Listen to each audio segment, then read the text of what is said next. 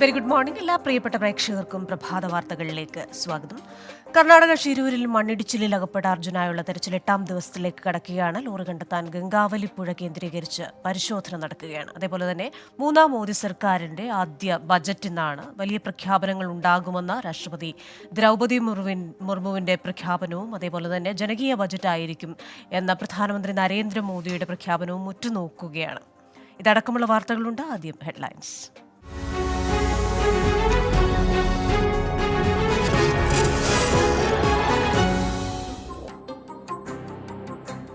8ാം ദിവസവും കിടക്കുന്ന ഒരു കാത്തിരിപ്പിലേക്കുള്ള വാർത്ത തന്നെയാണ് ആദ്യം. കർണാടക ഷിരൂരിൽ മണ്ണിടിച്ചിലിൽ കാണാതായ അർജുനായുള്ള തെരച്ചിൽ 8ാം ദിവസത്തിലേക്ക്. കരയിൽ സിഗ്നൽ ലഭിച്ച ഇടങ്ങളിൽ ലോറി കണ്ടെത്താനാകാത്തതോടെ ഗംഗാവലി പുഴയിലായിരിക്കും ഇന്നത്തെ തെരച്ചിൽ. ഇന്നലെ നടത്തിയ തെരച്ചിലിൽ പുഴയിൽ 40 മീറ്റർ മാറി സിഗ്നൽ കണ്ടെത്തിയിരുന്നു. നാവികസേനയ്ക്കും NDRFനുമൊപ്പം കരസേനയും പുഴയിലെ പരിശോധനയിൽ ചേരും. ഡ്രഡ്ജർ ഉൾപ്പെടെയുള്ള കൂടുതൽ സംവിധാനങ്ങൾ ഒരുക്കിയാകും രക്ഷാപ്രവർത്തനം. നാവികസേനയുടെ കൂടുതൽ മുങ്ങൽ വിദഗ്ധരും ദൌത്യത്തിൽ പങ്കാളിയാകും. അതേസമയം സമാന്തരമായി പുഴയോരത്ത് മണ്ണ് നീക്കം ചെയ്തും പരിശോധന തുടരും. വിശദാംശങ്ങളുമായി ഷിരൂരിൽ നിന്ന് ചേരുന്നത് അരുൺ പാറക്കലാണ്. അരുൺ, കഴിഞ്ഞ ദിവസത്തെ തെരച്ചിലും വിഫലമായി. ഇന്നിപ്പോൾ കൂടുതലായും പുഴ കേന്ദ്രീകരിച്ചുള്ള തെരച്ചിലാണെന്നാണ് മനസ്സിലാക്കുന്നത്. അതിനു മുമ്പായി ഡ്രെഡ്ജിംഗ് നടത്തേണ്ട ആവശ്യമുണ്ട്, കൂടുതൽ എക്സ്കവേറ്ററുകൾ എത്തിക്കേണ്ട ആവശ്യമുണ്ട്. ഇന്നത്തെ ഒരു തെരച്ചിൽ ഏത് രീതിയിലായിരിക്കും? ക്രിസ്റ്റീന, ഇന്ന് 6:30യോടുകൂടി തെരച്ചിൽ ആരംഭിക്കുമെന്നാണ് നമുക്ക് അറിയാൻ സാധിച്ചത്. പക്ഷേ ഈ പുഴ കേന്ദ്രീകരിച്ചായിരിക്കും, ഗംഗാവലി പുഴ കേന്ദ്രീകരിച്ചായിരിക്കും പ്രധാനമായും ഈ തെരച്ചിൽ ഇന്നുണ്ടാവുക. ഇന്ത്യൻ ആർമിയും അതുപോലെ തന്നെ നാവികസേനയും ഇതിന് സംയുക്തമായി ഈ തെരച്ചിലിന് നേതൃത്വം നൽകും. കഴിഞ്ഞ ദിവസങ്ങളിലൊക്കെ തന്നെ ഈ നാവികസേന ഈ പുഴ കേന്ദ്രീകരിച്ച് തെരച്ചിൽ നടത്തിയിരുന്നു. പക്ഷേ ഒന്നും കണ്ടെത്താൻ സാധിച്ചില്ല. അവിടെ ഈ ലോഹത്തിന്റെ സാന്നിധ്യം ഈ പുഴയിൽ എവിടെയും തന്നെ ഇതുവരെയും നാവികസേനയ്ക്ക് കണ്ടെത്താൻ സാധിച്ചിട്ടില്ല. ഈ തെരച്ചിൽ ഇന്ന് പൂർണ്ണമായും, അതായത് ആധുനിക സംവിധാനങ്ങളോടുകൂടിയായിരിക്കും ഈ തെരച്ചിൽ ആരംഭിക്കുക എന്നാണ് ഇന്ന് അറിയിച്ചത്. കരയിലെ തെരച്ചിൽ ഇന്നിപ്പോൾ ഭാഗികമായി നിർത്തി, പൂർണ്ണമായും നിർത്തിയിട്ടില്ല. കാരണം ഇനിയും മണ്ണെടുക്കണം എന്നൊക്കെ ഈ മലയാളികളായ ദുരന്ത നിവാരണ പ്രവർത്തനങ്ങളിൽ ഏർപ്പെട്ടിരിക്കുന്ന ആളുകൾ ഇനിയും മണ്ണെടുക്കണമെന്ന ആവശ്യമൊക്കെ മുന്നോട്ട് വെക്കുന്നുണ്ട്. അപ്പോൾ ആ കാര്യം ജില്ലാ ഭരണകൂടം ഇന്നും അംഗീകരിക്കാനാണ് സാധ്യത. പൂർണ്ണമായും കരയിലെ ഒരു തെരച്ചിൽ ഇന്ന് നിർത്തില്ല. പക്ഷേ ഇന്ത്യൻ ആർമിയും ഈ നാവികസേനയ്ക്കൊപ്പം ഇന്ന് പുഴ കേന്ദ്രീകരിച്ചായിരിക്കും തെരച്ചിൽ നടത്തുക എന്നാണ് നമുക്ക് മനസ്സിലാക്കാൻ സാധിക്കുന്നത്. 6:30യോടുകൂടി ഈ തെരച്ചിൽ ആരംഭിക്കും. ഇതിലൊരു പ്രതികൂല കാലാവസ്ഥയാണ് ഏറ്റവും പ്രധാനപ്പെട്ട പ്രശ്നം. മഴ ഇപ്പോഴും ശക്തമായി തന്നെ പെയ്യുകയാണ്. അതുപോലെ തന്നെ ശക്തമായ കാറ്റുമുണ്ട്. കർണാടക ഉൾവനത്തിലൊക്കെ നല്ല മഴ ഇപ്പോൾ ലഭിക്കുന്നുണ്ട്. ഈ പുഴയിലെ ജലനിരപ്പ് ഉയർന്നുകൊണ്ടേയിരിക്കുന്നു. അടിയൊഴുക്ക് വർദ്ധിക്കുന്നു. ഒപ്പം കലങ്ങിമറിഞ്ഞ വെള്ളമാണ് പോകുന്നത്. ഇതൊക്കെ വലിയ തോതിലുള്ള ഒരു പ്രതിസന്ധിക്ക് കാരണമാവുന്നുണ്ട്. എന്തായാലും ഈ തെരച്ചിൽ ഇപ്പോൾ 6:30യോടുകൂടി ആരംഭിക്കുമെന്നാണ് അറിയിച്ചിരിക്കുന്നത്. NDRFന്റെയും ഇന്ത്യൻ ആർമിയുടെയും നാവികസേനയുടെയും ഒക്കെ സംഘങ്ങൾ 6:15 ഇവിടേക്ക് എത്തുമെന്നാണ് അറിയിച്ചത്. ഇതുവരെയും അവർ ഇവിടെ എത്തിയിട്ടില്ല. ഒരുപക്ഷെ ഈ മോശമായ കാലാവസ്ഥയായിരിക്കാം, ഇരുട്ട് മൂടിയൊരു അന്തരീക്ഷമായിരിക്കാം, വെളിച്ചക്കുറവുണ്ട്.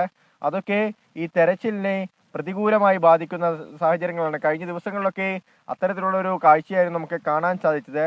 6:30 തെരച്ചിൽ ആരംഭിക്കുമെന്ന് നേരത്തെ തന്നെ അറിയിച്ചാലും തെരച്ചിൽ തുടങ്ങാൻ 7 മണി 7:30 പോകുന്നൊരു കാര്യങ്ങളൊക്കെ കഴിഞ്ഞ ദിവസങ്ങളൊക്കെ സംഭവിച്ചതാണ്. അപ്പോൾ ഇന്ന് ഈ രാവിലെ തന്നെ ഈ പ്രതികൂലമായ കാലാവസ്ഥയുണ്ട്, ശക്തമായ മഴയുണ്ട്, കാറ്റുണ്ട്. ഈ നദിയിലെ വെള്ളം ഇങ്ങനെ ഉയർന്നുകൊണ്ടിരിക്കുകയാണ്. അപ്പോൾ അത് ഒരു പ്രശ്നമായി തന്നെ ഇപ്പോൾ മുന്നിൽ നിൽക്കുന്നു. ഒപ്പം ആധുനികമായ യന്ത്രങ്ങൾ എത്തിക്കണം. ആ യന്ത്രങ്ങൾ ഒരു 10 മണിയോടുകൂടി തന്നെ ഇവിടേക്ക് ഷിരൂരിലേക്ക് എത്തുമെന്നാണ് നമുക്ക് മനസ്സിലാക്കാൻ സാധിക്കുന്നത്. റഡാർ ഉപയോഗിച്ചുകൊണ്ടുള്ള പരിശോധന ആദ്യം നടത്തും.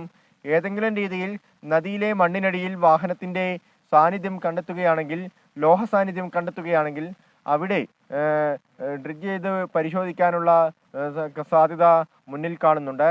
എന്നാൽ ഈ പുഴയിലേക്ക്, അതായത് ഈ മണ്ണിടിഞ്ഞ് ഷിരൂരിലെ ആ കുന്നിടിഞ്ഞ് ഗംഗാവലി പുഴയിലേക്ക് വീണ ആ പ്രദേശം അത് പ്രധാനപ്പെട്ടതാണ്.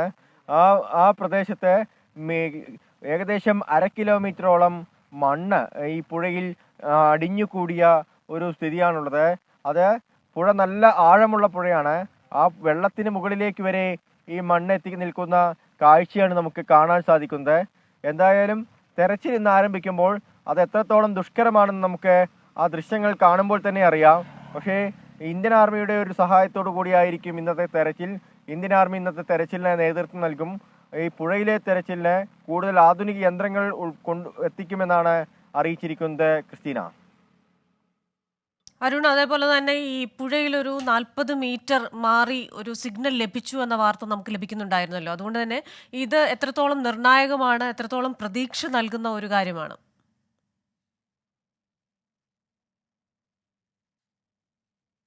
ക്രിസ്റ്റീന, കരയിലെ ലോഹ സാന്നിധ്യം ഇതുവരെയും കരയിൽ ഈ വാഹനത്തിന്റെ സാന്നിധ്യം ഇതുവരെയും കണ്ടെത്താൻ സാധിക്കാത്തത് ഈ പ്രതീക്ഷകൾക്കൊക്കെ മങ്ങലേൽപ്പിച്ചിട്ടുണ്ട്.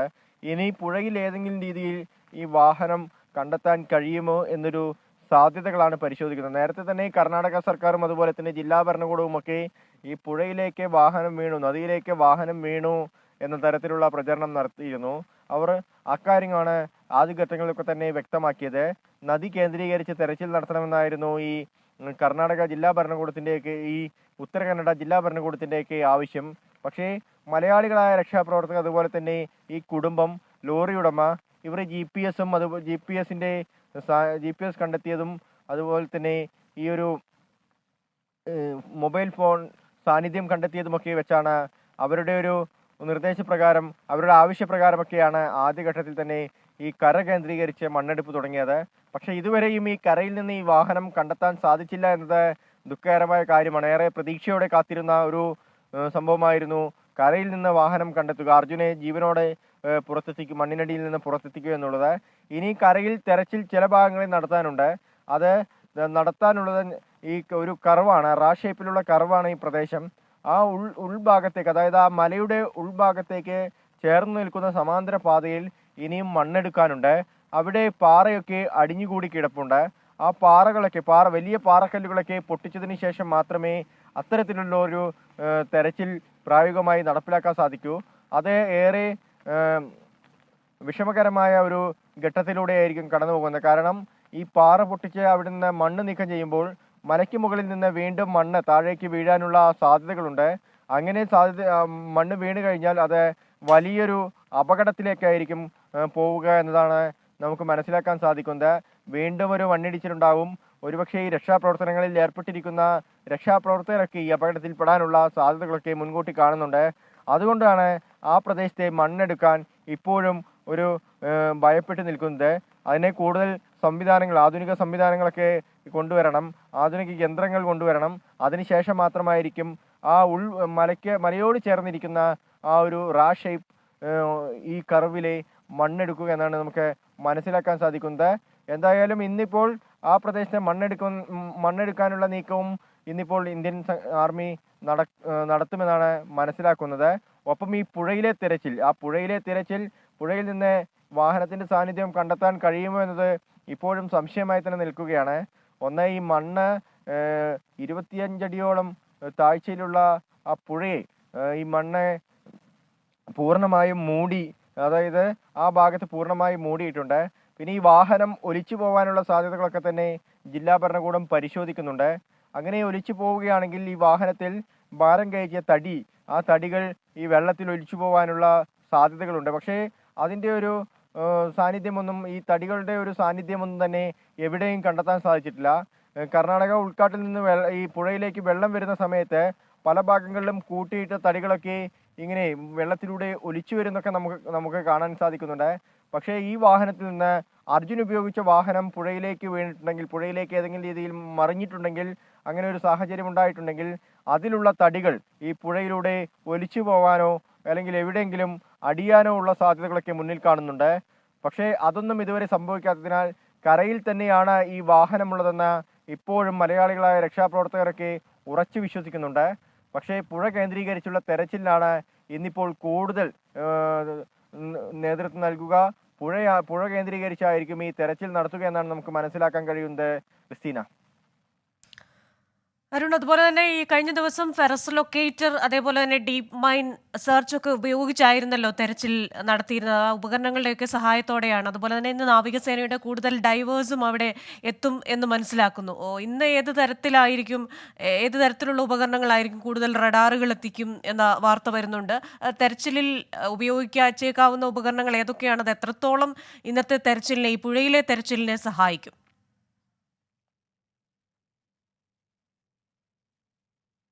ക്രിസ്റ്റീന, ഇന്ന് പ്രധാനമായും ഈ റഡാർ സംവിധാനങ്ങൾ, ഈ ആഴത്തിലുള്ള മണ്ണിനടിയിൽ നിന്ന് ഈ ലോഹ സാന്നിധ്യം, വാഹനത്തിന്റെ സാന്നിധ്യമൊക്കെ കണ്ടെത്താൻ സാധിക്കുന്ന ആധുനിക യന്ത്രങ്ങൾ, ഈ റഡാർ സംവിധാനങ്ങളാണ് ഇന്ന് കൂടുതലായി എത്തിക്കുക.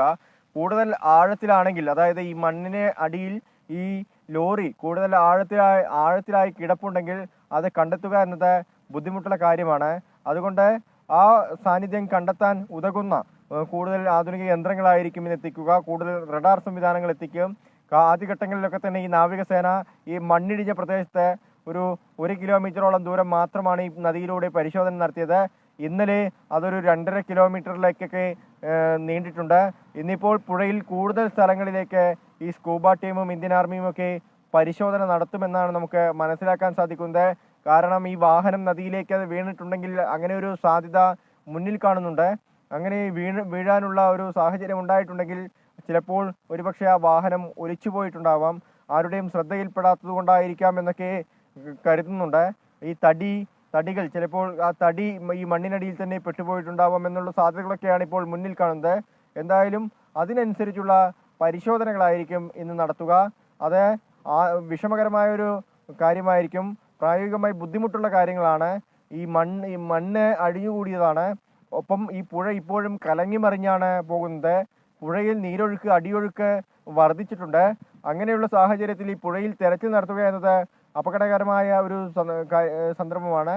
എന്നാൽ അതിനെയൊക്കെ തരണം ചെയ്തുകൊണ്ട് എങ്ങനെ ഈ അർജുനെ കണ്ടെത്താം, അർജുന്റെ വാഹനം കണ്ടെത്താം എന്ന് തന്നെയാണ് ഇന്നിപ്പോൾ ഇന്ത്യൻ ആർമിയും അതുപോലെ തന്നെ നാവികസേനയും നോക്കുക. സംയുക്തമായ തെരച്ചിലായിരിക്കും. ഇന്ന് ഇത് 8ാം ദിവസത്തിലേക്ക് കടക്കുകയാണ്. ഇന്നെങ്കിലും അർജുനെ കണ്ടെത്താൻ കഴിയുമെന്നൊരു ആത്മവിശ്വാസമാണ് ഏവർക്കുമുള്ളത്. ഈ ഇന്ത്യൻ ആർമി എത്തിയതോടുകൂടി അർജുനെ കണ്ടെത്താമെന്നായിരുന്നു ആദ്യഘട്ടത്തിൽ കരുതിയത്. പക്ഷേ ഇന്നെങ്കിലും അർജുനെ കണ്ടെത്താമെന്നൊരു വിശ്വാസത്തിലാണ് ഇന്ത്യൻ ആർമി ഉള്ളത്. ക്രിസ്റ്റീന. അരുൺ, അതുപോലെ തന്നെ ഇന്ത്യൻ സൈന്യം അവിടെയുണ്ട്, നാവികസേനയുടെ വിഭാഗമുണ്ട്, NDRF സംഘമുണ്ട്. ഒപ്പം തന്നെ കഴിഞ്ഞ ദിവസം തെരച്ചിൽ നടത്താൻ ചില മലയാളികൾക്ക് ഒരു അനുമതി നൽകിയിരുന്നല്ലോ. സമാന്തരമായ ആ തെരച്ചിലും തുടരുമെന്നാണ് മനസ്സിലാക്കേണ്ടത്. ഇപ്പോൾ കഴിഞ്ഞ ദിവസമൊക്കെ ഈ ലോറി ഉടമ മനാഫ് അടക്കമുള്ളവർ പറഞ്ഞത് അവിടെ കുറച്ച് വെളിച്ചം ലഭിച്ചിരുന്നെങ്കിൽ രാത്രി കൂടി തെരച്ചിൽ തങ്ങൾക്ക് തുടരാമായിരുന്നു എന്നാണ്.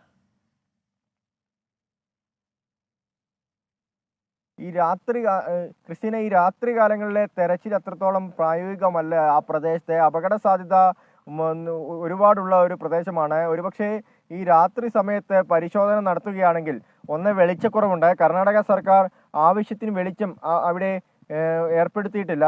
മറ്റൊന്ന് ഈ മണ്ണിടിച്ചിലിന് സാധ്യതയുള്ള പ്രദേശമാണ്. ആ ഭാഗത്ത് 1 കിലോമീറ്ററോളം ദൂരം ഇങ്ങനെ ഈ കുന്ന് നനഞ്ഞു കിടപ്പുണ്ട്. ഏത് സമയത്തും എന്തും സംഭവിക്കാമെന്നൊരു കാര്യമാണ് അവിടെ നമുക്ക് മനസ്സിലാവുന്നത്. അത്രത്തോളം അപകടം നിറഞ്ഞ പ്രദേശമാണ്. അതുകൊണ്ട് തന്നെ ഈ മണ്ണിടിച്ചിലിന് സാധ്യത കൂടുതലാണ്.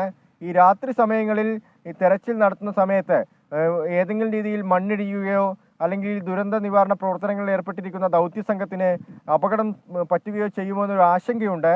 അതുകൊണ്ടാണ് ഈ രാത്രി സമയങ്ങളിൽ തെരച്ചിൽ നടത്താത്തത്. എന്തായാലും മലയാളികളായ രക്ഷാപ്രവർത്തകരൊക്കെ അക്കാര്യം ചൂണ്ടിക്കാണിക്കുന്നുണ്ട്. രാത്രി കൂടി തെരച്ചിൽ തുടരണമെന്നത്. പക്ഷേ പ്രതികൂലമായ കാലാവസ്ഥയുണ്ട് ക്രിസ്റ്റീന. ഏത് സമയത്തും ശക്തമായ മഴ പെയ്തുകൊണ്ടിരിക്കുകയാണ്.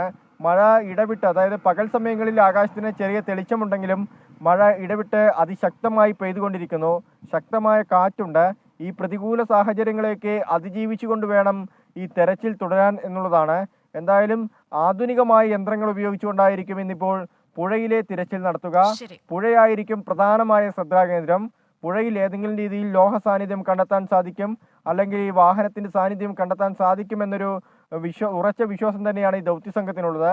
ഒപ്പം ഇന്നലെ കരയിലൊക്കെ പല ഭാഗത്തും ഈ മണ്ണ് നീക്കി പരിശോധിച്ചപ്പോഴൊക്കെ ലോഹ സാന്നിധ്യം കണ്ടെത്തിയിരുന്നു. റഡാർ സംവിധാനം ഉപയോഗിച്ചുള്ള പരിശോധനയിൽ ലോഹ സാന്നിധ്യം കണ്ടെത്തിയിരുന്നു. പക്ഷെ അത് ഈ പാറകളിലെ അയൺ കണ്ടന്റ് ആയിരുന്നു. അതുകൊണ്ട് തന്നെ ഈ എത്രത്തോളം അത് നമുക്ക് പ്രായോഗികമായി കണ്ടെത്താൻ സാധിക്കുമെന്നുള്ളത് ഒരു പ്രധാന പ്രശ്നമായി നിൽക്കുന്നു. മണ്ണ് അത്രത്തോളം അടിയിലാണ് ഈ വാഹനം ഒരുപക്ഷെ ഉണ്ടാവുക. അല്ലെങ്കിൽ ഈ നദിയിലൂടെ കാണാതായ അർജുനായുള്ള തെരച്ചിൽ 8ാം ദിവസത്തിലേക്ക് ഇന്ന് പുഴ കേന്ദ്രീകരിച്ചുള്ള തെരച്ചിലായിരിക്കും നടക്കുന്നത്. സൈന്യം, നാവികസേനയുടെ വിഭാഗങ്ങൾ, അതേപോലെ തന്നെ NDRF സംഘം എന്നിവർ സംയുക്തമായ പരിശോധനയാണ്. വിവിധ റഡാറുകൾ അടക്കമുള്ള ആധുനിക ഉപകരണങ്ങൾ എത്തിച്ചുള്ള പരിശോധനയിലേക്കാണ് ഇന്ന് പോകുന്നത്. കേന്ദ്ര ബജറ്റിൽ പ്രതീക്ഷയോടെ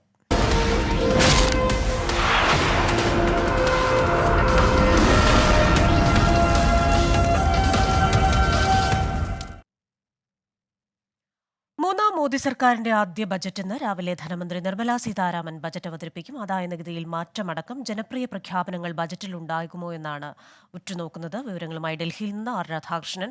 ആർക്കെ ഒരു ജനകീയ ബജറ്റായിരിക്കുമെന്ന സൂചന പ്രധാനമന്ത്രി നൽകിയിട്ടുണ്ട്. അതേപോലെ തന്നെ ചരിത്രപരമായ പ്രഖ്യാപനങ്ങൾ ഉണ്ടാകുമെന്ന് രാഷ്ട്രപതി ദ്രൗപദി മുർമുവും സൂചന നൽകിയിരുന്നു. ഇങ്ങനെയുള്ള ചില, അതേപോലെ തന്നെ RBIയുടെ 2.11 ലക്ഷം കോടിയുടെ ഡിവിഡൻഡ് ഉണ്ട്. അനുകൂല ഘടകങ്ങൾ ഉണ്ടെങ്കിലും കഴിഞ്ഞ ദിവസത്തെ സാമ്പത്തിക സർവേയിൽ പറയുന്നത് പോലെ തൊഴിലില്ലായ്മയും അതേപോലെ തന്നെ സാമ്പത്തിക അസമത്വവും അടക്കമുള്ള വെല്ലുവിളികളെ നേരിടണം എന്ന ഒരു പ്രതിസന്ധി കൂടി ധനമന്ത്രി നേരിടുന്നുണ്ടല്ലോ.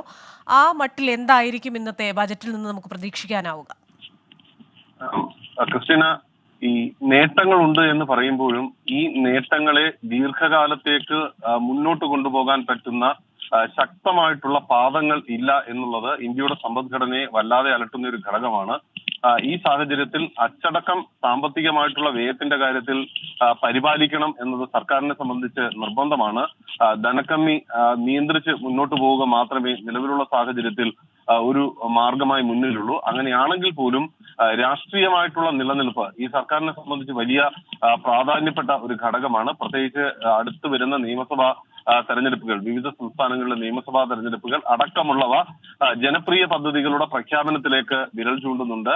നികുതി നിർദ്ദേശങ്ങളുടെ കാര്യത്തിൽ അടക്കം, അത് ആദായ നികുതിയുടെ കാര്യത്തിൽ അടക്കം ചില സാധാരണ ജനങ്ങൾക്ക് അനുകൂലമായിട്ടുള്ള ചില പ്രഖ്യാപനങ്ങൾ ഉണ്ടാകും എന്ന വിധത്തിലാണ് ചർച്ചകൾ അവസാന ഘട്ടത്തിലേക്ക് എത്തിയിരിക്കുന്നതെന്ന് നമുക്ക് മനസ്സിലാക്കാൻ സാധിക്കുന്നുണ്ട്. അടിസ്ഥാന സൗകര്യ വികസനത്തിന്റെ കാര്യത്തിൽ മുൻ പതിവ് അനുസരിച്ച് കൂടുതൽ പ്രാധാന്യം നൽകി റോഡ് നിർമ്മാണം അടക്കം മുന്നോട്ട് കൊണ്ടുപോകാനുള്ള തീരുമാനം, ഒപ്പം ഈ സർക്കാരിന് പല മേഖലകളിൽ നിന്നുമുള്ള പിന്മാറ്റം പ്രഖ്യാപിച്ചുകൊണ്ടുള്ള സ്വകാര്യ മേഖലയുമായിട്ടുള്ള ചുവടുവയ്പ് അത് വിവിധ മേഖലകളിൽ പ്രഖ്യാപിക്കപ്പെടും എന്നുള്ളതാണ് മനസ്സിലാക്കാനായിട്ട് സാധിക്കുന്നത്. ആകയാൽ ഏറ്റവും അനിവാര്യമായിട്ടുള്ള ഒരു സാഹചര്യം രാജ്യത്തെ സംബന്ധിച്ച് ഇപ്പോഴും പറയുന്നത്, ഇന്നലെ പ്രധാനമന്ത്രി സൂചിപ്പിച്ചത്, ഏറ്റവും ശക്തമായിട്ടുള്ള സമ്പദ് വ്യവസ്ഥയായി രാജ്യത്തിന് മാറണം എന്നുള്ളതാണ്. ആ ലക്ഷ്യത്തെ മുൻനിർത്തിക്കൊണ്ടുള്ള ചുവടുകളായിരിക്കും ഒരുപക്ഷെ ഇന്നത്തെ ബഡ്ജറ്റിൽ ധനമന്ത്രി വയ്ക്കുക. വളരെ പ്രധാനപ്പെട്ടതാണ്, ഈ സർക്കാരിനെ സംബന്ധിച്ച് വളരെ പ്രധാനപ്പെട്ടതാണ് ഈ ആദ്യ ബഡ്ജറ്റ് എന്നുള്ളത്.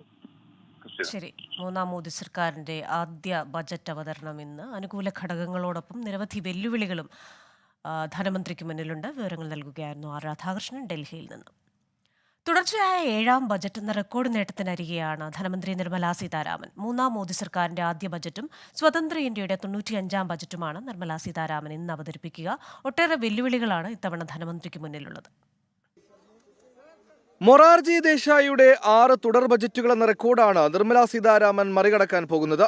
പക്ഷേ മുമ്പത്തെ പോലെ എളുപ്പമല്ല കാര്യങ്ങൾ. കഴിഞ്ഞ 6 തവണയും കേവല ഭൂരിപക്ഷമുള്ള BJPയുടെ പിന്തുണയും ആത്മവിശ്വാസം ഉണ്ടായിരുന്നെങ്കിൽ ഇത്തവണ സഖ്യതാൽപര്യങ്ങൾ പരിഗണിച്ചേ തീരൂ. മികച്ച സാമ്പത്തിക വളർച്ച, മെച്ചപ്പെട്ട നികുതിയേതര വരുമാനം, RBIയിൽ നിന്ന് കിട്ടിയ 2.11 ലക്ഷം കോടിയുടെ ഡിവിഡൻഡ് എന്നിവ അനുകൂല ഘടകങ്ങളാണ്. മറുവശത്ത് സാമ്പത്തിക അസമത്വം, ഭക്ഷ്യവിലക്കയറ്റം, ഭൗമരാഷ്ട്രീയ പ്രശ്നങ്ങൾ എന്നിവ വെല്ലുവിളി ഉയർത്തുന്നു. ഒപ്പം തന്നെ ബജറ്റിൽ വൻ വിഹിതം ആവശ്യപ്പെട്ട് N ചന്ദ്രബാബു നായിഡുവും നിതീഷ് കുമാറും ഉയർത്തുന്ന തലവേദന വേറെ. കേവല ഭൂരിപക്ഷം നഷ്ടപ്പെട്ട BJPക്ക് തുടർഭരണമെന്ന കടമ്പ കടക്കാൻ നൽകിയ കൈസഹായത്തിന് പ്രത്യുപകാരം ആവശ്യപ്പെട്ടിരിക്കുകയാണ് ഇരുവരും. പ്രത്യേക പദവി ബീഹാറിന് നൽകില്ല എന്ന നിലപാട് പ്രഖ്യാപിച്ചെങ്കിലും ബജറ്റിൽ പരിഗണിക്കാതെ പോകാനാവില്ല. 1 ലക്ഷം കോടിക്ക് മേലാണ് 2 സംസ്ഥാനങ്ങൾ കൂടി പ്രതീക്ഷിക്കുന്നത്. പോളവാരം ജലസേചന പദ്ധതി ഉൾപ്പെടെ കുടിവെള്ള പദ്ധതികളും തലസ്ഥാന നവീകരണവും ഓയിൽ റിഫൈനറിയുമൊക്കെയാണ് ചന്ദ്രബാബു നായിഡുവിന്റെ അജണ്ടയിൽ.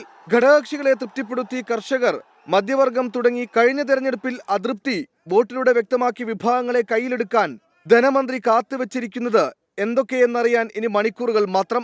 Financial desk, 24. പൊതുബജറ്റിൽ സംസ്ഥാനത്തിന് അർഹമായ പരിഗണന ലഭിക്കുമെന്നാണ് പ്രതീക്ഷയെന്ന് ധനമന്ത്രി KN ബാലഗോപാൽ. കേരളത്തിന്റെ വിഹിതം വൻതോതിൽ വെട്ടിക്കുറച്ചിട്ടുണ്ട്. 24,000 കോടി കേരളത്തിന് ലഭിക്കണം.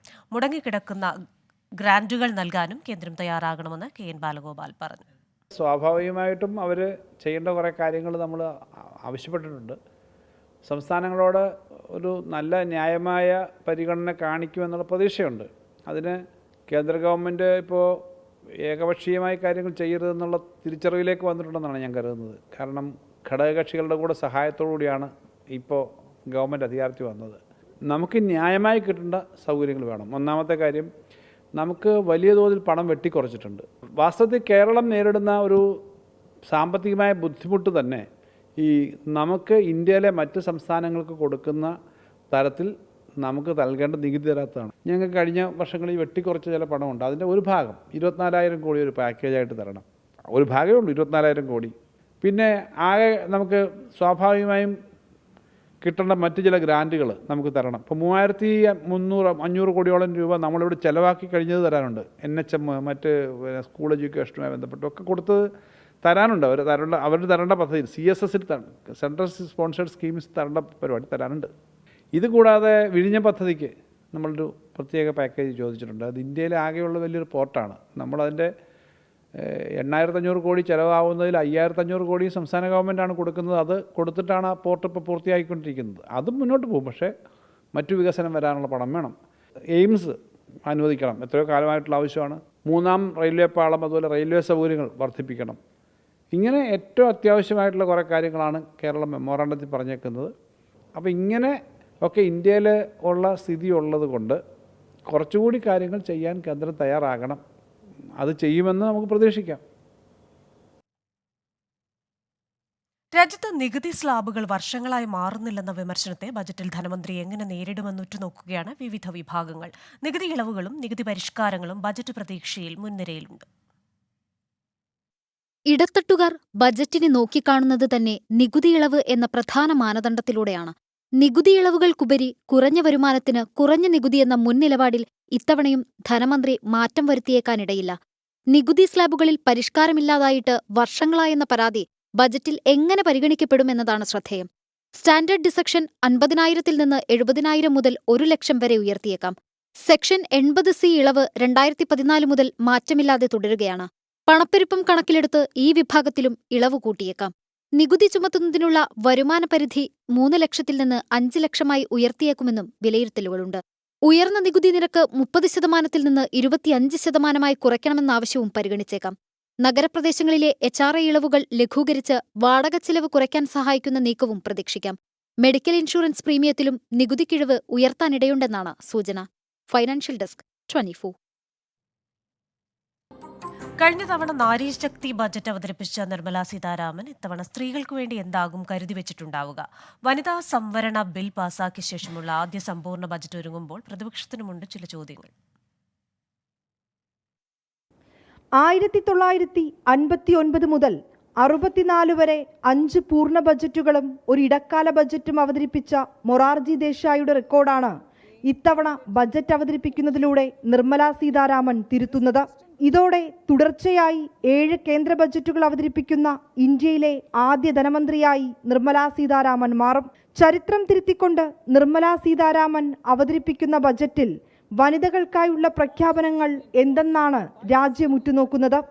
അതേസമയം ബജറ്റിൽ വലിയ പ്രതീക്ഷകൾക്ക് സ്ഥാനമില്ലെന്നാണ് പ്രതിപക്ഷ അഭിപ്രായം. ഇതൊക്കെ നമ്മൾ എക്സ്പെക്റ്റ് ചെയ്യാമോ എന്ന് ചോദിച്ചാൽ കഴിഞ്ഞകാല അനുഭവങ്ങൾ ഈ പ്രതീക്ഷകൾക്കെല്ലാം മങ്ങലേൽപ്പിച്ച അനുഭവങ്ങളാണ്. അതുകൊണ്ട് വീണ്ടും വീണ്ടും ആവർത്തിച്ചിങ്ങനെ വിമൻ ലെഡ് ഡെവലപ്മെൻറ്റ് കൺട്രീസ് എന്നുള്ളതിലേക്ക് കൊണ്ടുവരേണ്ടെന്ന് പ്രഖ്യാപിക്കുന്നതിനപ്പുറത്തേക്ക് അതിൻ്റെ അകത്ത് സ്ത്രീകൾ എവിടെ ഉണ്ടാകും എന്നുള്ളൊരു ചോദ്യം ഞങ്ങൾ ഉയർത്തുകയാണ്. വനിതകളുടെ വിദ്യാഭ്യാസം ഉറപ്പാക്കുന്നതിനും ആരോഗ്യത്തിനുമാണ് പരിഗണന നൽകേണ്ടത്. പക്ഷേ മുൻകാലാനുഭവങ്ങൾ പ്രതീക്ഷകൾക്ക് മങ്ങലേൽപ്പിച്ചുവെന്നും ആനി രാജ വിമർശിച്ചു. വനിതാ വോട്ടർമാർ കൂട്ടത്തോടെ പാർട്ടിയിൽ നിന്നകന്നത് ഉത്തരേന്ത്യയിൽ തിരിച്ചടിയായെന്ന വിലയിരുത്തൽ BJPക്കുണ്ട്. മങ്ങലേറ്റ ഈ പ്രതിച്ഛായ ബജറ്റിലൂടെ വീണ്ടെടുക്കാനും ശ്രമമുണ്ടാകും. സ്ത്രീകൾക്ക് സ്വയം തൊഴിൽ കണ്ടെത്തുന്നതിന് കൂടുതൽ പദ്ധതികൾ, പെൺകുട്ടികൾക്ക് പഠന പാക്കേജുകൾ, വ്യവസായങ്ങൾ കൂടുതൽ വനിതാ സൗഹൃദമാക്കുന്നതിനുള്ള പദ്ധതികൾ, സ്ത്രീ സുരക്ഷ മുൻനിർത്തിയുള്ള പ്രഖ്യാപനങ്ങൾ എന്നിവ ഈ ബജറ്റിൽ ഉണ്ടാകുമെന്നാണ് വിലയിരുത്തൽ. ഇനി ബജറ്റ് വനിതാ സൗഹൃദമാകുമോ എന്ന് കാത്തിരുന്നു കാണാം. വിനീത VG 24 ഡൽഹി. അതിവേഗ മാറ്റങ്ങളുടെ ലോകത്ത് ആശ്വാസം പകരുന്ന നടപടികളാണ് മുതിർന്ന പൗരന്മാർ ധനമന്ത്രി നിർമ്മലാ സീതാരാമനിൽ നിന്ന് പ്രതീക്ഷിക്കുന്നത്. ആദായനികുതി ഇളവുകൾ മുതൽ അപേക്ഷകൾക്കും ഫയലിംഗിനും ഉൾപ്പെടെ സമയപരിധി നീട്ടി നൽകുന്നതുവരെ വയോജനങ്ങളുടെ ആവശ്യങ്ങളിൽപ്പെടുന്നു. ശുഭാപ്തി വിശ്വാസത്തോടെയാണ് മുതിർന്ന പൗരന്മാർ ബജറ്റ് കാത്തിരിക്കുന്നത്. പ്രായമായതോടെ വരുമാനം കുറഞ്ഞതും കുതിച്ചുപായുന്ന വിലയും ഉയരുന്ന ജീവിത ചെലവും വെല്ലുവിളിയാകുന്ന പ്രായത്തിലുള്ളവർക്ക് പ്രത്യേക പരിഗണന ഉറപ്പാക്കാൻ വേണ്ട പ്രഖ്യാപനങ്ങൾ ഉണ്ടാകുമെന്നാണ് സൂചന.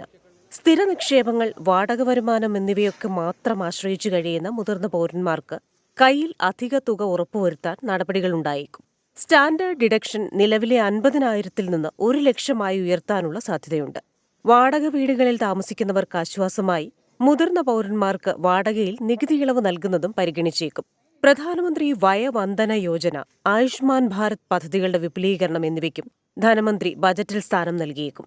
വർദ്ധിച്ചുവരുന്ന ചികിത്സാ ചെലവുകൾ നേരിടുന്നതിന് ആരോഗ്യ ഇൻഷുറൻസ് പ്രീമിയത്തിനുമേലുള്ള ഡിഡക്ഷനും ഉയർത്തും. ദീർഘകാല മൂലധന നിക്ഷേപങ്ങൾക്കുള്ള നികുതി ഒഴിവ് പരിധി ഉയർത്താനും പദ്ധതിയുണ്ട്. ആദായനികുതി റിട്ടേൺ ഫയൽ ചെയ്യാനുള്ള പരമാവധി പ്രായപരിധിയിൽ ചില മാറ്റങ്ങൾ വേണമെന്ന മുതിർന്ന പൗരന്മാരുടെ ആഗ്രഹം എങ്ങനെ ധനമന്ത്രി പരിഗണിക്കുമെന്ന് ബജറ്റിൽ അറിയാം. Financial desk 24. കേന്ദ്ര ധനമന്ത്രി നിർമ്മലാ സീതാരാമൻ ഒരിക്കൽ കൂടി ബജറ്റ് അവതരിപ്പിക്കുമ്പോൾ ഏറ്റവും പ്രധാന ശ്രദ്ധയാകുക ധനക്കമ്മിയുമായി ബന്ധപ്പെട്ട മുൻ നിലപാട് തിരുത്തുമോ എന്നാണ്. ഇടക്കാല ബജറ്റിലെ നിർണായക പ്രഖ്യാപനമായിരുന്നു ധനക്കമ്മി GDP-യുടെ 4.5% 2 വർഷത്തിനകം കുറയ്ക്കുമെന്നത്. പുതിയ രാഷ്ട്രീയ സാഹചര്യത്തിൽ ഈ നിലപാട് ആവർത്തിക്കാൻ നിർമ്മലാ സീതാരാമന് മുന്നിൽ ഏറെ വെല്ലുവിളികളാണുള്ളത്. നടപ്പ് വർഷം GDP-യുടെ 5.9% ധനക്കമ്മി എന്നാണ് ധനമന്ത്രാലയത്തിന്റെ വിലയിരുത്തൽ. ഇടക്കാല ബഡ്ജറ്റിൽ അത് 5.8% പുനർനിർവചിച്ചു.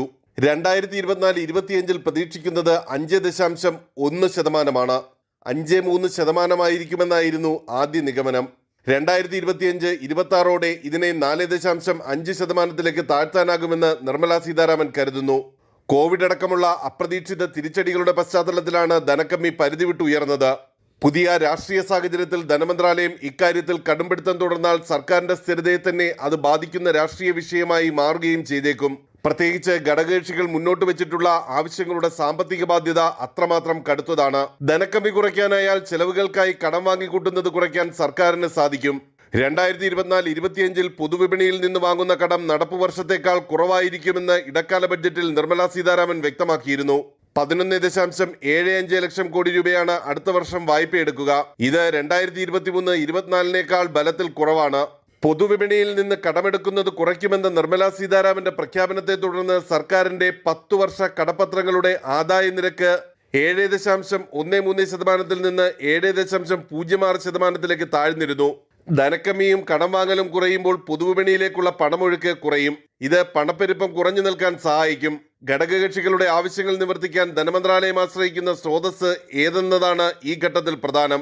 ആർ രാധാകൃഷ്ണൻ, 24, ഡൽഹി.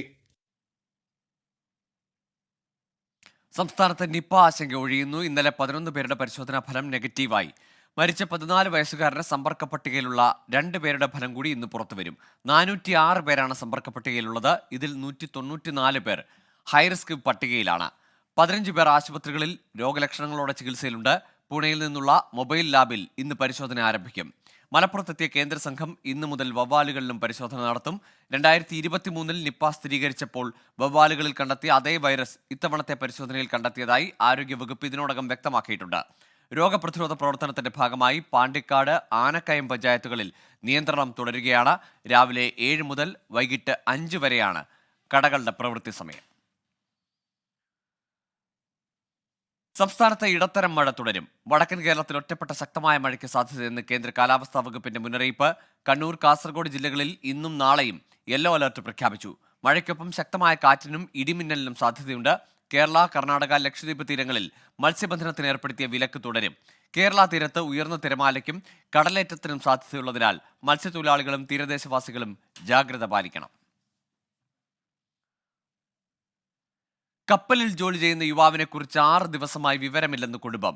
ആലപ്പുഴ പുന്നപ്ര സ്വദേശിയായ 25 വയസ്സുകാരൻ വിഷ്ണു ബാബുവിനെയാണ് കഴിഞ്ഞ ബുധനാഴ്ച കാണാതായത്. വിഷ്ണു കടലിൽ വീണെന്ന സംശയത്തിൽ തെരച്ചിൽ നടത്തുകയാണെന്ന് കപ്പൽ കമ്പനി അധികൃതർ അറിയിച്ചതായി പിതാവ് ബാബു കരുണാകരൻ പറയുന്നു. ചെന്നൈ ആസ്ഥാനമായ മറൈൻ ഷിപ്പിംഗ് കമ്പനിയുടെ ചരക്ക് കപ്പലിൽ ജീവനക്കാരനാണ് 25-കാരനായ വിഷ്ണു ബാബു. കഴിഞ്ഞ ബുധനാഴ്ച വൈകിട്ട് പതിവ് പോലെ അച്ഛനെയും അമ്മയെയും വിളിച്ച് വിശേഷങ്ങൾ പങ്കുവച്ചിരുന്നു. പക്ഷെ പിന്നീട് വിവരമൊന്നുമില്ല. കാണാതായ വിവരം അറിയിച്ചത് കപ്പൽ കമ്പനിയാണ്. ഒരു സംശയം പറയുകയാണ്. മല്ലാക്ക എന്ന് പറയുന്ന കടൽ ഭാഗത്ത് എങ്ങനെയോ വെള്ളത്തിൽ വീണു എന്നാണ് ഉള്ള നിലയിലാണ് സൂചന. അവൻ എന്നെ വിളിച്ച് അമ്മയെ വിളിച്ച് സംസാരിച്ചതിന് ശേഷം പിന്നൊരു അറിവ് നമുക്കില്ല. കഴിഞ്ഞ മെയ് 25-നാണ് കപ്പലിൽ ജോലിക്ക് കയറിയത്. ഒഡീഷയിൽ നിന്ന് ചൈനയിലേക്ക് പോകുകയായിരുന്നു കപ്പൽ. വിഷ്ണു കടലിൽ വീണെന്ന നിഗമനത്തിലാണ് കപ്പൽ കമ്പനി. മുഖ്യമന്ത്രിക്കും ജില്ലാ പോലീസ് മേധാവിക്കും കുടുംബം പരാതി നൽകിയിട്ടുണ്ട്. ഇന്തോനേഷ്യയുടെയും ഈ മലേഷ്യയുടെയും മിഡിലൂടെയാണ് ഈ കപ്പൽ പോകുന്നത്. അപ്പോൾ അതുകൊണ്ട് 2 രാജ്യങ്ങളുടെ അതിർത്തിയുടെ പ്രശ്നം വരുന്നതുകൊണ്ട് 2 രാജ്യങ്ങളും വേണ്ട രീതിയിൽ അന്വേഷണം തുടങ്ങിയിട്ടില്ല. കപ്പലിന്റെ ഡെക്കിൽ വിഷ്ണുവിന്റേതെന്ന് കരുതുന്ന ചെരുപ്പുകൾ കണ്ടെത്തിയതോടെയാണ് കടലിൽ വീണെന്ന നിഗമനത്തിൽ തെരച്ചിൽ ആരംഭിച്ചത്. മകനെക്കുറിച്ച് എന്തെങ്കിലും വിവരം ലഭിക്കുമെന്ന പ്രതീക്ഷയിൽ കാത്തിരിക്കുകയാണ് ഈ കുടുംബം. 24 ആലപ്പുഴ.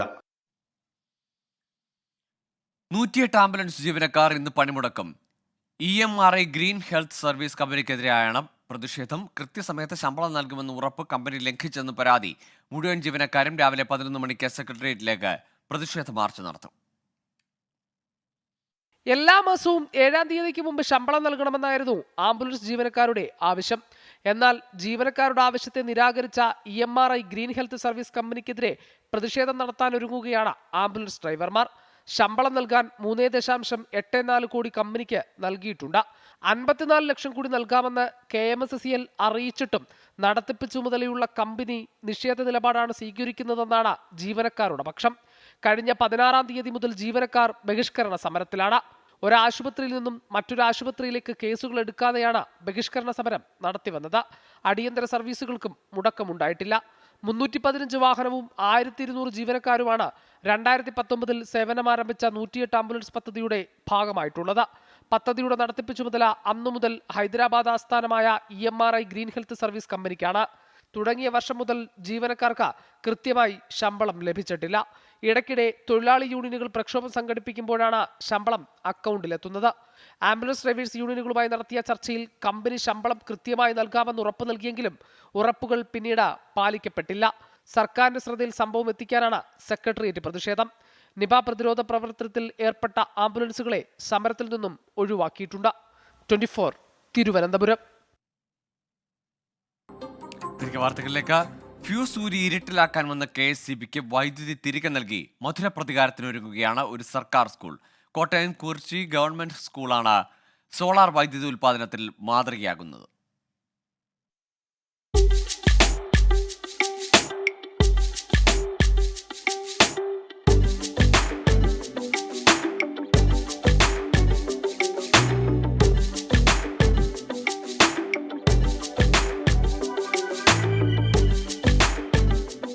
കോവിഡിന് ശേഷമായിരുന്നു സ്കൂളിന് സാമ്പത്തിക ബുദ്ധിമുട്ട് തുടങ്ങിയത്. കറണ്ട് ബില്ലും വാട്ടർ ബില്ലും അടയ്ക്കാൻ കണ്ടിജന്റ് ഫണ്ട് അനുവദിക്കാൻ DD എഡ്യൂക്കേഷനും സാധിച്ചില്ല. ഇതോടെ 16,000 രൂപ കുടിശ്ശികയായി. പിന്നാലെ സ്കൂളിൻ്റെ ഫ്യൂസ് ഊരാൻ KSEB ഉദ്യോഗസ്ഥരെത്തി. അധ്യാപകരും PTA ഭാരവാഹികളും ഒരുപാട് ആവശ്യപ്പെട്ടതിന് ശേഷമാണ് ഫ്യൂസ് ഊരാതെ ഇവർ മടങ്ങിയത്. പ്രശ്നത്തിന് പരിഹാരം കാണുന്നതിനെക്കുറിച്ച് അന്ന് ചിന്തിച്ചപ്പോഴാണ് ഇങ്ങനെയൊരാശയം ഉരുത്തിരിഞ്ഞത്. പിന്തുണയുമായി പഞ്ചായത്ത് അംഗം വൈശാഖുമെത്തി. ഇതോടെ സ്കൂളിൽ സോളാർ സ്ഥാപിക്കാൻ തീരുമാനിച്ചു. എന്തായാലും നമുക്ക് സ്ഥലമുണ്ട്, സൗകര്യമുണ്ട്, എന്തുകൊണ്ട് വൈദ്യുതി സ്വന്തമായിട്ട് ഇവിടെ ഉൽപ്പാദിപ്പിച്ചുകൂടാ എന്നൊരാശയം മുൻപോട്ട് വന്നത്. തീർച്ചയായിട്ടും നമ്മുടെ ഡിവിഷൻ ഫണ്ടിൽ നിന്ന് PTAയും കൂടെ അഭ്യർത്ഥന മാനിച്ചുകൊണ്ട് നമ്മൾ ആ പൈസ അലോട്ട് ചെയ്യുമായിരുന്നു. അപ്പോൾ ഇപ്പം സ്വാഭാവികമായിട്ട് പ്ലാന്റിൻ്റെ പണി ഏകദേശം പൂർണ്ണമായി തീരുന്ന ഘട്ടമാണ്. ഇപ്പോൾ ഇവിടെ വൈദ്യുതി ഉൽപ്പാദിപ്പിക്കുന്നു. ആ വൈദ്യുതി നമ്മളുടെ ഉപയോഗത്തിന് ശേഷം ഉള്ളത് ബാക്കി നമ്മൾ KSEBിക്ക് തിരിച്ചു കൊടുക്കും എന്നാണ്. സാധാരണക്കാരായ കുട്ടികൾ പഠിക്കുന്ന സ്കൂളായതിനാൽ PTAയ്ക്കും കാര്യമായ ഫണ്ടൊന്നുമില്ലായിരുന്നു. സോളാർ സ്ഥാപിച്ചത് അതുകൊണ്ട് തന്നെ ഒരു മധുര പ്രതികാരമായാണ് ഇവരും കാണുന്നത്. സാധാരണക്കാരൻ്റെയും പാവപ്പെട്ടവൻ്റെയും കുഞ്ഞുങ്ങൾ പഠിക്കുന്ന ഒരു വിദ്യാലയം അവിടുത്തെ ഫ്യൂസ് ഊരിക്കൊണ്ട് പോവുക എന്ന് പറഞ്ഞാൽ വളരെ ഒരു പ്രതിസന്ധി നിറഞ്ഞൊരു സമയമായിരുന്നു. സ്വാഭാവികമായിട്ടും ജില്ലാ പഞ്ചായത്തിൻ്റെ ഡിവിഷൻ്റെ പ്രതിനിധി എന്ന നിലയിൽ വൈശാഖനോട് കാര്യങ്ങൾ ഞങ്ങൾ അവതരിപ്പിച്ചു. കൃത്യം 1.5 വർഷത്തിന് ശേഷം ഈ കാണുന്ന സൗരോർജ്ജ പ്ലാന്റും ആ പ്ലാന്റും 2 പ്ലാന്റുകൾ സ്കൂളിൽ സ്ഥാപിച്ചു തന്നു.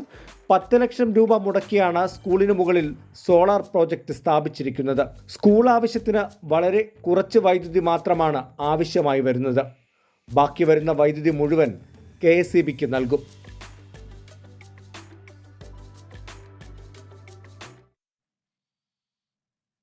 ഇനി ഒളിമ്പിക്സ് വിശേഷങ്ങൾ.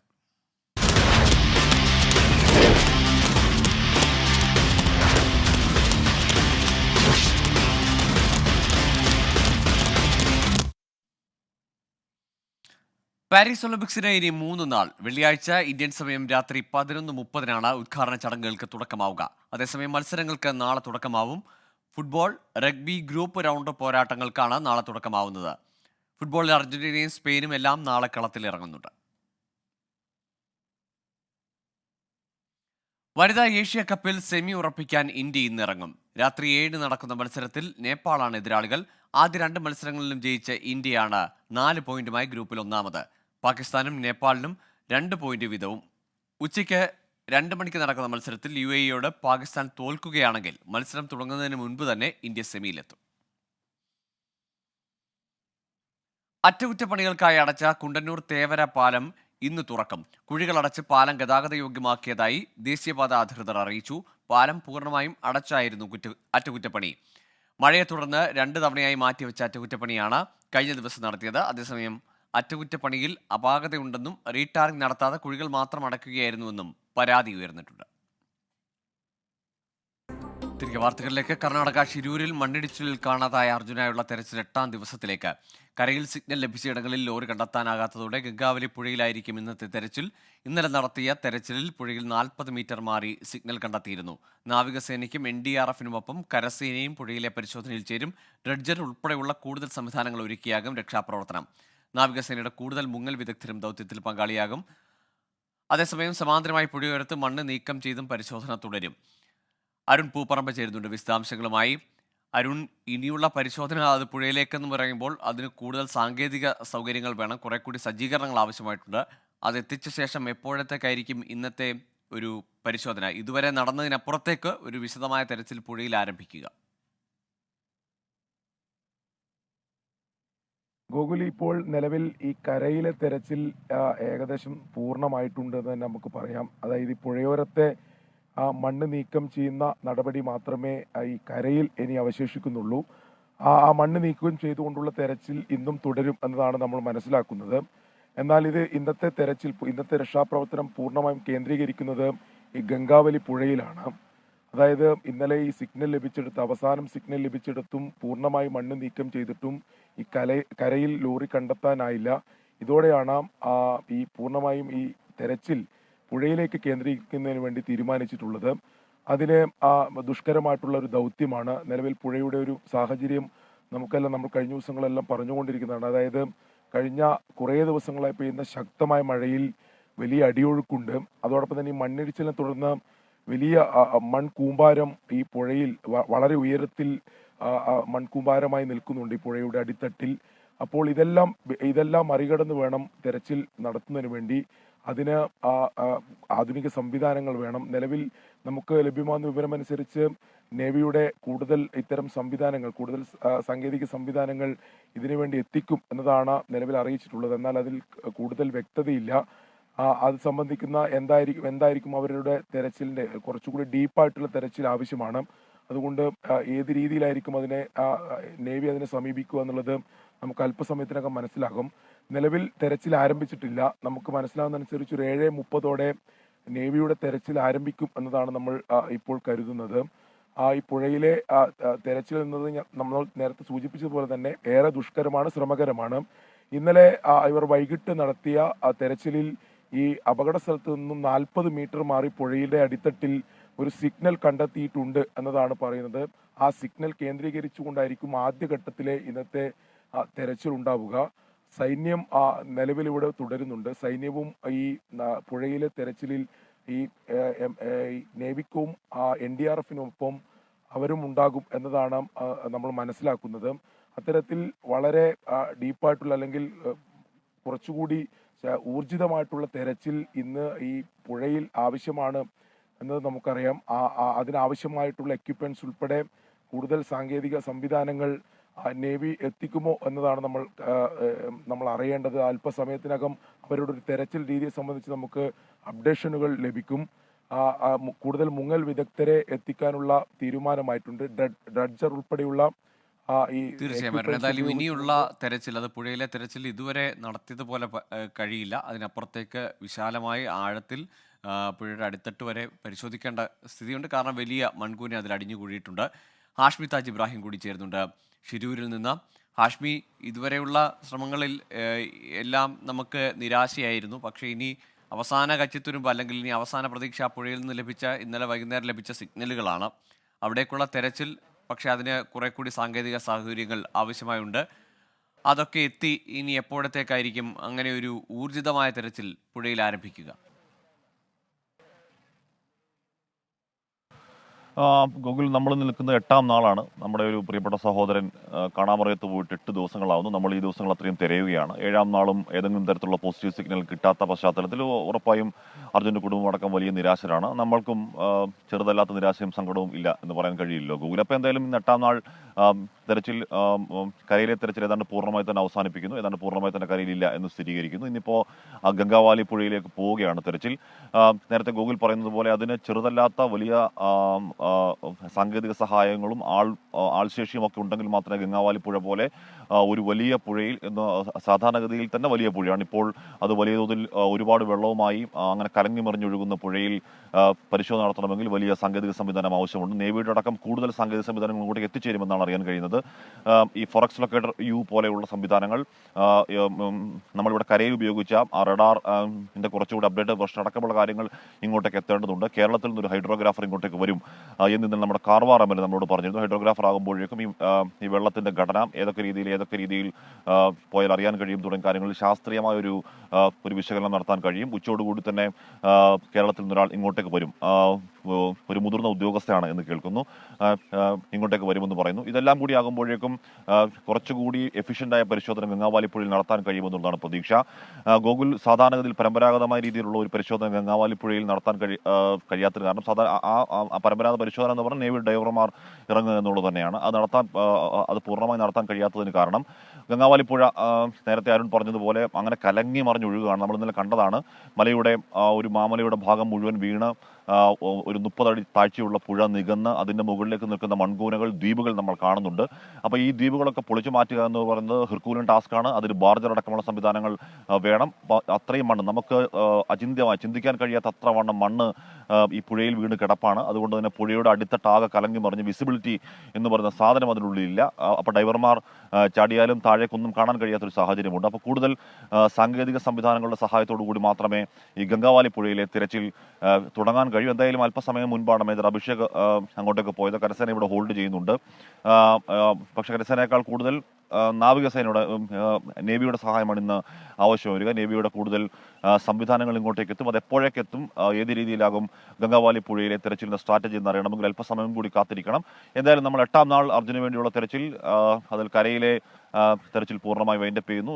ഇന്നു മുതൽ ഇവിടെ ഗംഗാവാലി പുഴയിലേക്ക് പൂർണ്ണമായി ശ്രദ്ധ കേന്ദ്രീകരിക്കുന്നു. അത് ഈ പുഴയുടെ അടിത്തട്ടിൽ കണ്ടെത്തിയ സിഗ്നൽ അടക്കം പ്രതീക്ഷയാണ്. പക്ഷേ സിഗ്നൽ എന്ന് പറയുമ്പോൾ പോലും നമ്മൾ പല സിഗ്നൽ കണ്ടതാണ്, പ്രതീക്ഷ നൽകുന്ന പല സിഗ്നൽ കണ്ടതാണ്. അതുകൊണ്ട് സിഗ്നൽ എന്ന് പറയുമ്പോൾ തന്നെ നമുക്ക് ആശ്വസിക്കാൻ തൽക്കാലം നിർവാഹമില്ല. അത് പരിശോധനയിൽ മാത്രമേ വ്യക്തമാവുകയുള്ളൂ. പുഴയുടെ അടിത്തട്ടിലടക്കം ഇത്തരം മൺകൂനകൾ രൂപപ്പെട്ടിരിക്കുന്ന സാഹചര്യത്തിൽ ആ മൺകൂനകൾ മാറ്റി എങ്ങനെയാണ് പരിശോധന എന്ന് അല്പസമയത്തിനകം തന്നെ അറിയാൻ കഴിയും. എന്തായാലും രാവിലെയും പെരുമഴ തുടങ്ങുകയാണ് ഗൂഗിൾ. ഇന്നലെ രാത്രിയൊക്കെ വലിയ മഴ ഇവിടെ പെയ്തിരുന്നു. ഇടവിട്ട് പെയ്യുന്ന വലിയ മഴ, വലിയ കാറ്റ് ഒക്കെയുണ്ട്. അതും ഈ പറഞ്ഞ കരയിലെ രക്ഷാപ്രവർത്തനത്തെ ബാധിച്ച അത്ര രീതിയിൽ ബാധിക്കില്ലെങ്കിൽ കൂടിയും ഇന്നിപ്പോൾ ഗംഗാവാലി പുഴയിൽ നടത്തുന്ന പരിശോധനയും ഈ മഴയും ഒക്കെ കാര്യമായി തന്നെ ബാധിക്കും. ഒരു കാര്യം ഉറപ്പാണ് ഗൂഗിൾ, നമ്മൾ കരയിൽ നടത്തിയ രക്ഷാപ്രവർത്തനത്തിന് സമാനമായ രീതിയിലുള്ള ആൾബലവും അതിന് ആവശ്യമായ സാധനങ്ങളും മാത്രം പോരാ. ഈ ഗംഗാവാലി പുഴയിലെ പരിശോധനയ്ക്ക് കൂടുതൽ സാധന സാമഗ്രികൾ, കൂടുതൽ മനുഷ്യ വിഭവശേഷി, കൂടുതൽ നാവികസേനാംഗങ്ങൾ, കൂടുതൽ എക്സ്പെർട്ട് ഡൈവേഴ്സ് ഒക്കെ ഇങ്ങോട്ടേക്ക് എത്തേണ്ടതുണ്ട്. അതൊക്കെ എത്തി ഒരു ഫുൾ ഓൺ എപ്പോഴാകും ഗംഗാവാലിപ്പുഴയിലെ പരിശോധന ആവുക എന്നറിയണമെങ്കിൽ അല്പസമയം കൂടി കാത്തിരിക്കണം. ഗോകുൽ.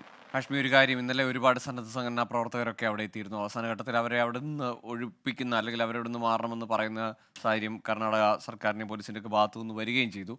ഇന്ന് ഈ കരയിലെ തെരച്ചിൽ അതുപോലെ തന്നെ അവിടെ തുടരുമെന്ന് പറയുന്നുണ്ട്. ഇനി അങ്ങനെ എന്തെങ്കിലും പ്രതീക്ഷ വെക്കേണ്ടതുണ്ടോ? ആ മണ്ണ് മാറ്റിയുള്ള അല്ലെങ്കിൽ കരയിലെ തെരച്ചിലിൽ അല്ലെങ്കിൽ ഈ പുഴയോട് ചേർന്നുള്ള തീരങ്ങളിലെ മൺകൂനയൊക്കെ അവിടെയൊക്കെ നമ്മുടെ ഈ നാട്ടിൽ നിന്ന് വന്ന സന്നദ്ധ പ്രവർത്തകർക്ക് എന്തെങ്കിലും തരത്തിൽ അവർക്കൊരു ഇടപെടാൻ കഴിയുന്ന അല്ലെങ്കിൽ മറ്റുള്ളവർക്ക് അതിനകത്തിൽ നോക്കി നിൽക്കാനെങ്കിലും കഴിയുന്ന ഒരു സാഹചര്യം അവിടെ ഉണ്ടോ? പോലീസ് വലിയ ശല്യമുണ്ടാക്കുന്ന ഒരു സാഹചര്യമുണ്ട് ഗോകുൽ. എന്ന് പറഞ്ഞാൽ മലയാളികളായ രക്ഷാദൗത്യ അവരെ ഇന്നലെ അവിടെ ഇറക്കിവിടാനുള്ള നീക്കങ്ങൾ നമ്മൾ കണ്ടു. അതിനുശേഷം 25 പേർ പ്രത്യേക അനുവാദത്തോടു കൂടി അവിടെ തിരച്ചിൽ തുടരുന്നത് നമ്മൾ കണ്ടു. എന്തായാലും ഇവിടുത്തെ പോലീസിന് മലയാളി രക്ഷാദൗത്യ സംഘങ്ങൾ അവിടെ നിൽക്കുന്നതിനോട് അവർക്ക് തീരെ താല്പര്യമില്ല. എന്ന് പറഞ്ഞാൽ അവർ പറയുന്ന സാങ്കേതിക കാരണം ഏത് സമയം മണ്ണിടിഞ്ഞ് വീഴാം, അപ്പോൾ നിങ്ങളുടെ റിസ്കിൽ നിങ്ങൾ നിൽക്കൂ, എല്ലാവരും മണ്ണിനടിയിൽ പോയാൽ ഞങ്ങളൊന്നും പറയരുത് തുടങ്ങിയ വർത്തമാനമൊക്കെ പറയുന്നുണ്ടെങ്കിൽ കൂടിയും അവരുടെ യഥാർത്ഥ പ്രശ്നം, അവിടുത്തെ യഥാർത്ഥ ചിത്രം പുറത്തേക്ക് വരുന്നതാണ് എന്ന് തോന്നുന്നു. എന്താണെന്നറിയില്ല. ഗോകുൽ, അവർ തുടരുകയാണ്. എന്താണ് മലയാളി രക്ഷാദൗത്യ അവർ തുടരുന്നുണ്ട്. ഈ പുഴയും കരയും ചേരുന്ന ആ ഭാഗത്ത് വലിയ മണൽത്തിട്ടകൾ രൂപപ്പെട്ടുണ്ടായിരുന്നു. അവിടെയാണ് ഇന്നലെ പരിശോധന നടത്തി. കരയിൽ ലോറിയില്ല എന്ന് സൈന്യം സ്ഥിരീകരിക്കുന്ന അവിടെ കൂടെ പരിശോധന നടത്തി. പക്ഷേ ഈ മേഖലയിൽ നടത്തിയ പരിശോധന അധിക സമയം എടുത്തിരുന്നില്ല. അതുകൊണ്ട് തന്നെ ഈ രഞ്ജിത്ത് അടക്കമുള്ളവർ പറയുന്നത് അവിടെ അളവിൽ കൂടുതൽ മണ്ണുണ്ട്. ആ മണ്ണിൽ അങ്ങനെ അരമണിക്കൂർ കൊണ്ടോ 1 മണിക്കൂർ കൊണ്ടോ പരിശോധന നടത്തിയാൽ അതിൽ കാര്യങ്ങൾ വ്യക്തമാവില്ല. കൂടുതൽ പരിശോധന ആ മേഖല കേന്ദ്രീകരിച്ച് വേണം എന്നവർ പറയുന്നുണ്ട്. അതിന് കാരണവുമുണ്ട് ഗോകുൽ. എന്തായാലും ഈ ഗംഗാവാലി പുഴയുടെ അടിത്തട്ടിലേക്കോ മറ്റോ കൂടുതൽ സേനാംഗങ്ങൾ ഇങ്ങോട്ടേക്ക് എത്തുകയാണ് ഗോകുൽ. ഇന്നലെ ദൗത്യം അവസാനിപ്പിച്ച് മടങ്ങിയ സേനാംഗങ്ങൾ വീണ്ടും ഇങ്ങോട്ടേക്ക് പോവുകയാണ്. ഇവർ കരസേന ഉദ്യോഗസ്ഥരാണ്. കരസേന അപ്പോൾ കരയിൽ നടത്തുന്ന പരിശോധന ഇന്നും കുറച്ചുകൂടി തുടരും എന്നാണ് അതിൽ നിന്ന് മനസ്സിലാക്കേണ്ടത്. നേരത്തെ മേജർ അഭിഷേക് ആദ്യ ഭാഗത്തേക്ക് പോയിരുന്നു. ഗോകുല പറഞ്ഞു വന്നത് ഗംഗാവാലി പുഴയുടെ അടിത്തട്ടിലേക്ക് വണ്ടി ആഴ്ന്നു പോയിട്ടുണ്ടായിരുന്നെങ്കിൽ എങ്ങനെയാണ് ഈ അർജുൻ്റെ ഫോൺ ബെല്ലടിക്കുക, എങ്ങനെയാണ് വണ്ടി ഓഫായി ഓണാവുക തുടങ്ങിയ ചോദ്യങ്ങൾ അവിടെയുണ്ട്. അതുകൊണ്ടാണ് ഈ പറഞ്ഞ സാഹചര്യങ്ങൾ കൊണ്ടാണ് ഈ പുഴയും കരയും ചേരുന്ന തിട്ടയോട് ഭാഗത്ത് ഒരുപക്ഷെ വണ്ടി ഉണ്ടാകാം, അവിടെ കൂടുതൽ പരിശോധന വേണം എന്ന് ആവശ്യപ്പെടുന്നത്. എന്തായാലും ഇന്നും ആ മേഖലകളിലൊക്കെ പരിശോധന തുടരും. ഇന്നും കൂടുതൽ റഡാർ ഉപയോഗിച്ച് സിഗ്നൽ ഉപയോഗിച്ചുള്ള പരിശോധന തുടരും എന്നാണ് അറിയാൻ കഴിയുന്നത്. ഏതായാലും ഇന്ന് പ്രതീക്ഷയോടുകൂടി ഇന്നും തെരച്ചിൽ ആരംഭിക്കുകയാണ്. അവിടെ ഇനി വലിയ പ്രതിസന്ധികളുള്ള അല്ലെങ്കിൽ പ്രതിബന്ധങ്ങളുള്ള തെരച്ചിലാണ് പുഴയിൽ നടത്തേണ്ടത്. ഏതായാലും അതിൽ പ്രതീക്ഷയോടെ കാത്തിരിക്കാം. പോസിറ്റീവായ അല്ലെങ്കിൽ അർജുനെ പറ്റിയുള്ള എന്തെങ്കിലും വിവരം ഇന്ന് ലഭിക്കും എന്ന കാത്തിരിപ്പിലാണ് നാടും വീടും നാട്ടുകാരും പ്രേക്ഷകരും എല്ലാവരും എന്നറിയാം. ഇവിടെ ഈ വാർത്താ ബുള്ളറ്റിൻ പൂർണ്ണമാകുകയാണ്. ഇനി വെരി ഗുഡ് മോർണിംഗ് കാണാം. സ്മിതയും ക്രിസ്റ്റീനയും എത്തും. നമസ്കാരം.